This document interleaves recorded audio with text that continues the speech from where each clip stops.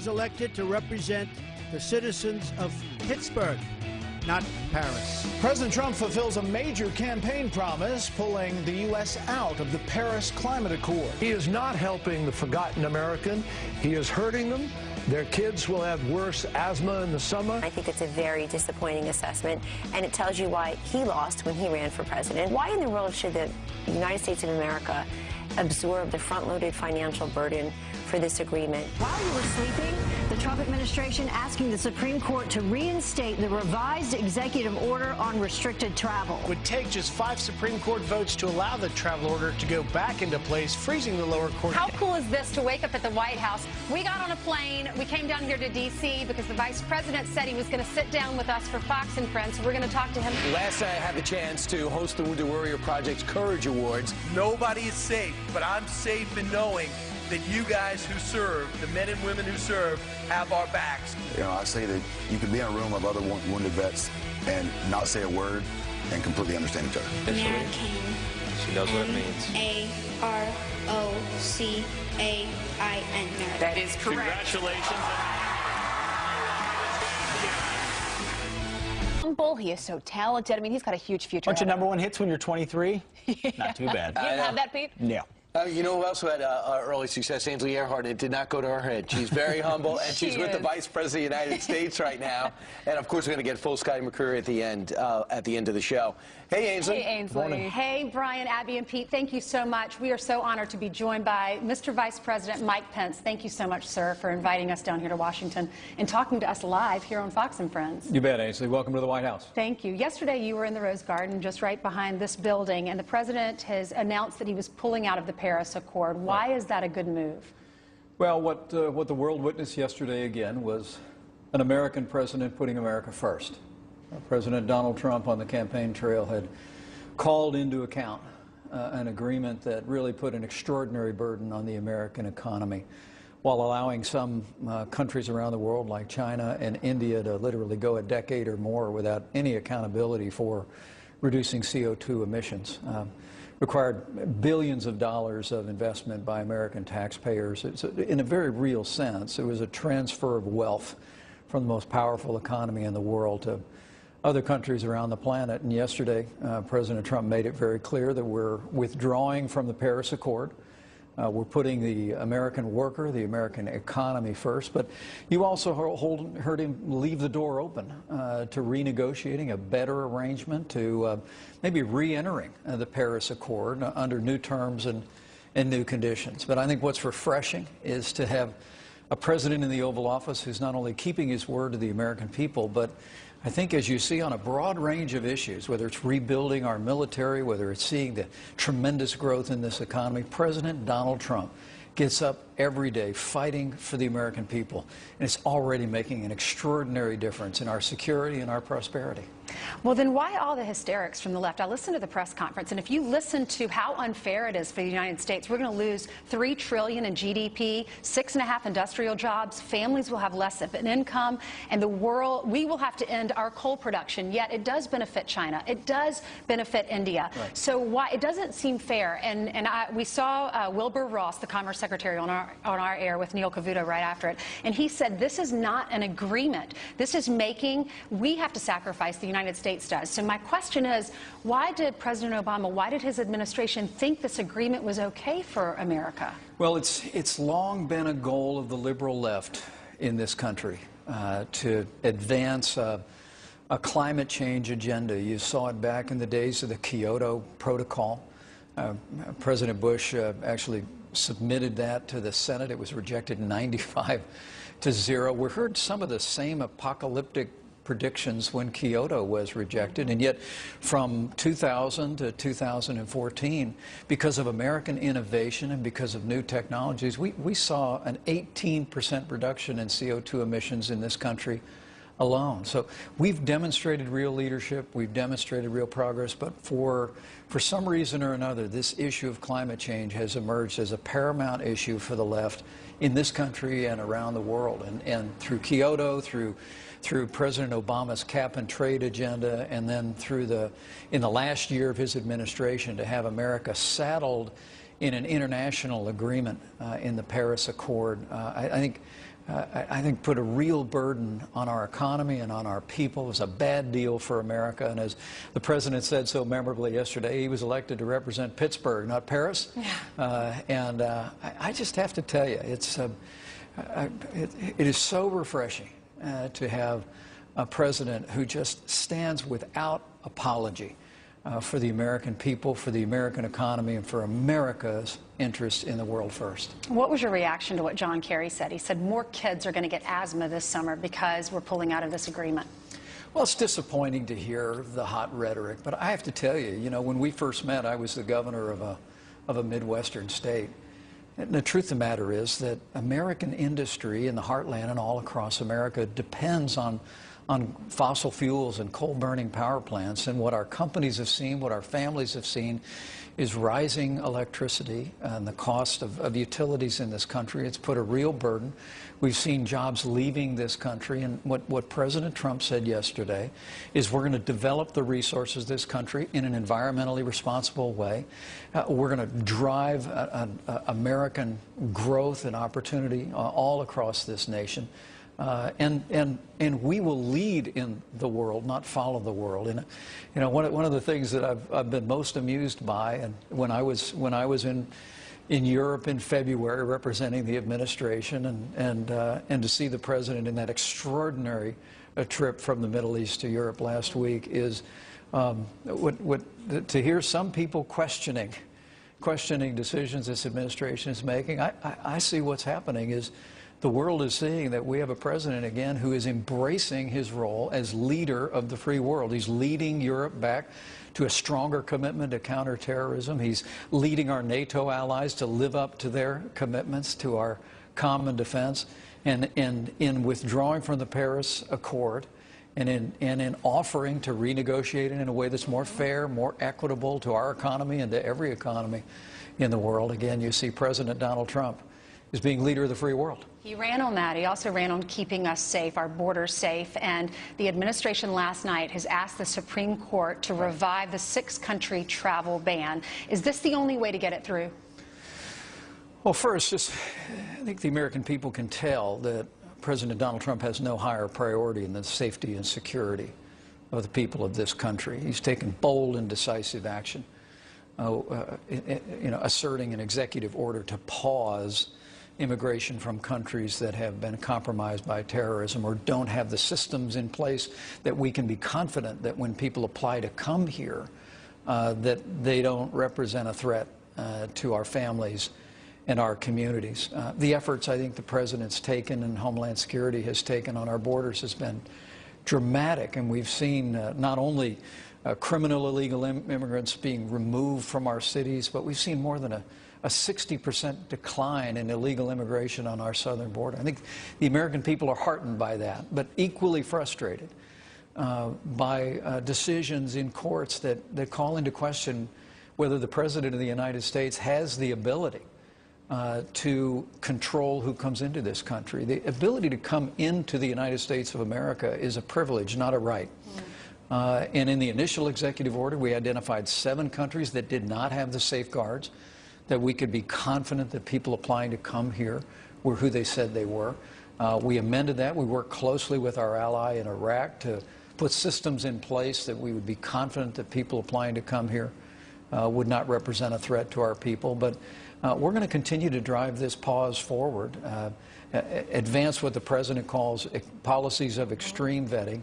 And we remain very confident that when this matter reaches the Supreme Court of the United States, they're going to recognize the right of the President in the Constitution and in the statutes of this country to control immigration in a way that puts the security of our country first. Well, we don't want a Manchester here in the United States. You have children, I have a child. They're targeting kids at this concert. And we were talking right before you sat down. You said that the President had called the President of Afghanistan because terrorists targeted an ice cream shop in Afghanistan. What did he say to the President of Afghanistan? Well, our hearts break for the loss of life in Kabul.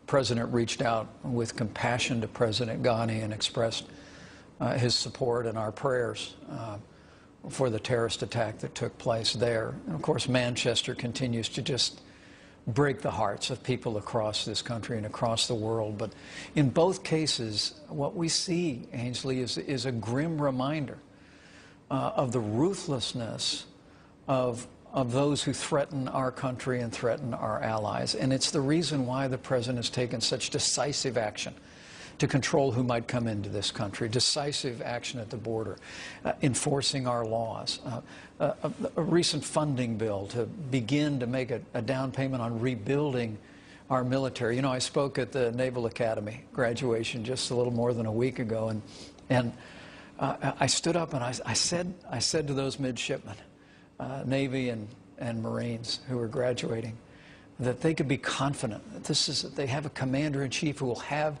their back. And the ovation was overwhelming. I said that this is a president who's going to rebuild our military, restore the arsenal of democracy, and give our soldiers, sailors, airmen, Marines, and Coast Guard finally the resources and training that they deserve to keep our nation safe and come home safe to their families. That's what the American people elect a president to do first and foremost, and it's what President Trump is about every day. Thank you for remembering our military. Your son is a Marine, so I know that meant a lot to hear those words and for you to be there for them. You know, people around the country, even Democrats, are saying they're sick of Russia, Russia, Russia. They want to talk health care. They want to see health care reform, repeal and replace, and they want to see this tax reform.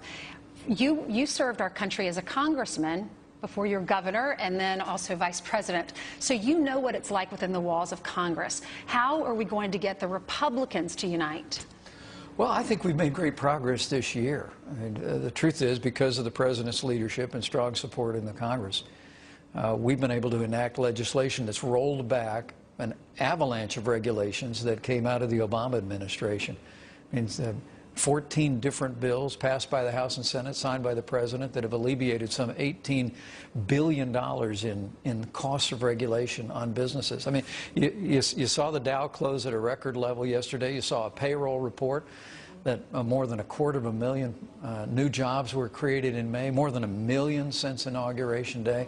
I think that's all a result of the policies that the Congress has been sending to the president's desk, and he's been championing and advancing. But I also think it's a vote of confidence in this president's leadership and his ability to continue to move forward on repealing and replacing Obamacare and passing what we believe will be one of the largest tax cuts in American history. And despite whatever the rest of the media across the country might be focused on any given day, I will tell you, we're very encouraged by the progress that the Senate is making to do its part to repeal and replace Obamacare. We're very encouraged by the progress that's being made on tax reform. The president is calling on the Congress this year to do an infrastructure bill to rebuild America's roads and bridges and airports in a way that will reflect the most powerful economy in the world. So whatever it is that Washington's focused on at any given time, I promise you President Donald Trump and this Congress are going to stay focused on delivering on the promises made to the American people, and you can see it's already making a difference. What is your message to the media? I think our message to the media is just, is focus on the results. I mean, in just a short few months, it's humbling for me to be a part of an administration led by a president that has ISIS on the run. We're driving ISIS out of Iraq. It literally overrun our ally in Iraq, and we're on the verge of not only driving them out of Mosul, but driving them out of Iraq, and we'll drive them out of existence. We see border integrity reestablished, recent legislation that provided resources to reinforce our borders. We're taking dangerous illegal immigrants off of our streets. Law enforcement personnel at every level are standing tall. We see an economy that's more confident today than it's literally been in some measures in decades. We see companies investing in America, creating jobs in America, that we're actually making plans to build factories and create jobs outside this country. And we see a Supreme Court of the United States and a new justice to the Supreme Court of the United States who will keep faith with the God-given liberties that are enshrined in our Constitution. You look at those are all promises made and promises kept by President Donald Trump, and the results speak for themselves. And my hope is that as time goes on, some in the media will start to focus as much as the American people are on those good results. What grade would you give the president thus far? You know what? I'd give him an A+ for effort. I'd give him an A+ for results. And look, this is, I mean, what's startling to some of the elites in this country and around the world about President Donald Trump is he's doing exactly what he said he would do. But to know him is to know that President Donald Trump is a man of his word. I mean, literally, he gets up every day and turns his face like flint against the wind and says, what are we going to do today to make America safe again, to make America prosperous again, to make America great again? And it's the greatest honor of my life to be Vice President to President Donald Trump. That's wonderful. We asked viewers to write in their questions. I'm going to read a few of them. Phil says, what is the status of the wall and when will it be completed?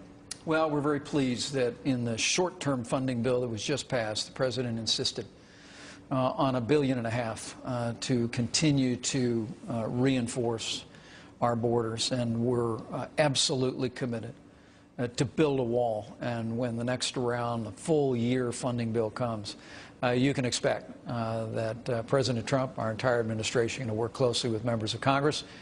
We're going to get the funding, and we're going to build the wall. Gil wants to know, are more campaign-style rallies in the future for yourself and for President Trump? Well, I expect so. I'm looking forward to being on the road this weekend, and we were out in Montana just a couple of short weeks ago, and Georgia will be next up with a special election, and I think we'll be headed down that way as well. But you know, what the president's focused on is governing. What President Trump is focused on is moving the agenda that you see advancing so forcefully in Washington, D.C., and advancing the principles of America first on the world stage. But we'll continue to take time to be out to support our political team.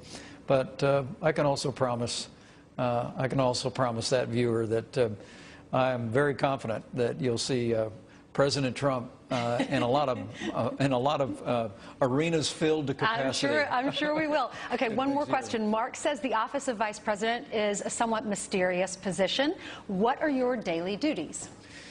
Well, it's a good question, and you know, the answer is I'm the 48th Vice President, and there's only one person in the world who defines the role of the Vice President, and it's very humbling for me, the opportunities the President's given me and my family to represent the United States on the world stage, as we did in Europe in February, as we just did in the Asian Pacific. But a regular day for me is to get up early. I receive a presidential daily brief. I join the President for his briefing, and then we go to work. I have an office in the West Wing, and frequently find myself in that office, occasionally in the Oval Office, or on the carpeting in between. And the President and I have developed a close relationship. I'm very fond of him, but I have so much respect for his determination to keep his word to the American people, and so I'm there to serve in whatever way I can best help him achieve his goal to make America great again. Well, thank you for serving, and we have great respect for you. We appreciate you joining us this morning. Thanks, Ainsley. Good to see you. Mr. Vice President, good to see you too. Okay, back to you, Abby and Pete and Brian, back in the studio. All right, great job, Ainsley. Well, fantastic. What a great interview. I love what he said to the media. Focus on the results. Focus on the things that are actually getting done. I don't think they'll listen to him, but what great advice. And his answer about what the president does every single day. His focus, flint against the wind. I know what I got campaigned on, what I told the American people I would do, and that's what I'm going to go do. It's pretty cool to hear. I actually never heard that expression before. I don't think I have either. Yeah, but it makes sense. I might use it. Breaking news right here on Fox and Friends. All right, coming up, more on President Trump keeping his campaign promise to pull the U.S. out of the Paris Climate Agreement. But what does Geraldo Rivera think about that? I'm legitimately curious. He's here to weigh in next. One cup at a time. Yeah, one cup. But first, here is Scotty McCreery performing The Trouble with Girls. Take it away. Good Friday morning. Welcome back to Fox and Friends. We're back with a Fox News alert. Moments ago, Defense Secretary James Mattis shaking hands with the Prime Minister of Australia. The pair are in Singapore for a key defense summit where they're expected to discuss the nuclear risk from North Korea. And 36 people are dead after a gunman sets a packed casino on fire. An English-speaking man storming a luxury resort in the Philippines, firing shots and torching gambling tables. Take a look.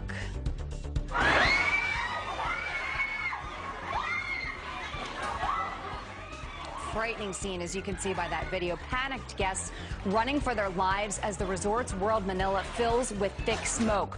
All the victims dying from suffocation. The gunman also dead. Police do not believe this was terrorism. Abby. All right, Jillian, thank you so much. Well, just moments ago, Ainsley had an exclusive one-on-one with Vice President Mike Pence, and he weighed in on the president's decision to leave that Paris climate agreement.